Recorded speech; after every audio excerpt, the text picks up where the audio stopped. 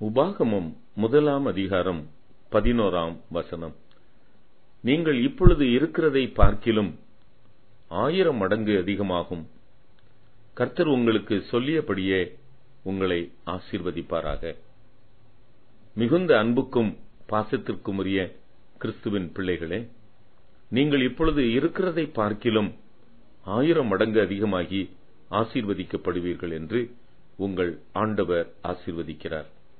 உத்தமனும் சன்மார்க்கனும் தேவனுக்கு பயந்து பொல்லாப்புக்கு விலகினவனுமாகிய யோபுவை கர்த்தர் 2 மடங்கு ஆசீர்வதித்தார்.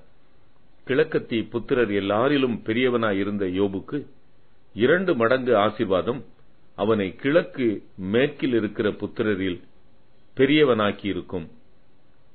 ஈசாக்கின் பயபக்திக்குரிய தேவன் ஈசாக்கை 100 மடங்கு ஆசீர்வதித்தாராம். சீமானாய் இருந்த ஆபிரகாம் தனக்கு உண்டான யாவையும் ஈசாக்குக்கு கொடுத்தான்.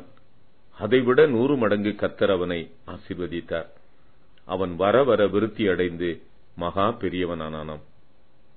அதே கர்த்தர் தம்முடைய ஜனமாகிய உன்னையும் என்னையும் 1000 மடங்கு ஆசீர்வதிப்பேன் என்று சொல்லுகிறார்.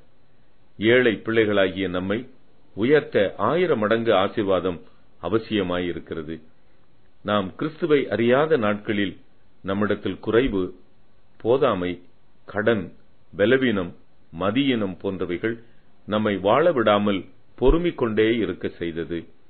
ஆனால் அந்த அடிமைத்தனத்திலிருந்து நம்மை விடுவித்த கிருபையுள்ள ஆண்டவர் நாம் அனுபவித்திராத அநேக நன்மைகளை தர 1000 மடங்கு நம்மை ஆசீர்வதிப்பாராம்.